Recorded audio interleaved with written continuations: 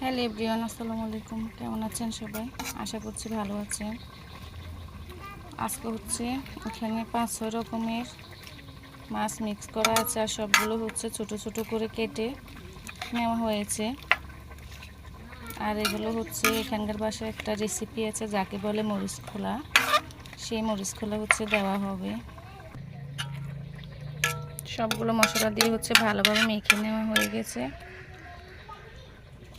দেখতে কতটা লোভনীয় লাগছে, না জানি রান্নাটা হলে খেতে কতটা ভালো লাগবে।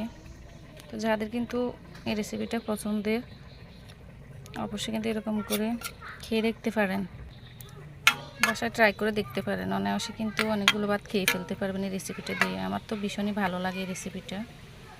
স্বাদ আসার জন্য কয়েকটা বিলেতি পাতা দিয়ে দিলাম, আর কয়েকটা কাঁচামরিচও কেটে দিয়েছি।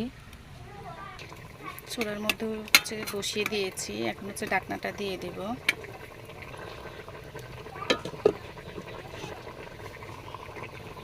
এই রেসিপিটা কলা পাতার মধ্যেও দেওয়া যেত, আমি কলা পাতায় দিইনি, এইভাবে দিয়ে দিয়েছি কড়াইয়ের মধ্যে। যেহেতু এটার নাম মরিচ খোলা, সেহেতু অনেক মরিচই দিতে হয়। এখন দেখব কি অবস্থা। অনেকগুলোই পানি উঠে এসছে, যদিও আমি কোনো পানি অ্যাড করিনি। এটা পুরো শুকিয়ে যাওয়া পর্যন্ত কিন্তু ঝোলটা টানাতে হবে। ফাইনালি কিন্তু হয়ে এসেছে। এখন তেল বের হচ্ছে, আরও মাখো মাখো হলে আমি উঠিয়ে নেব। ফাইনালি কিন্তু হয়ে গিয়েছে আমার মরিচ খোলা। আর কার কার এরকম রেসিপি ভালো লাগে অবশ্যই কিন্তু কমেন্টস করে জানাবেন।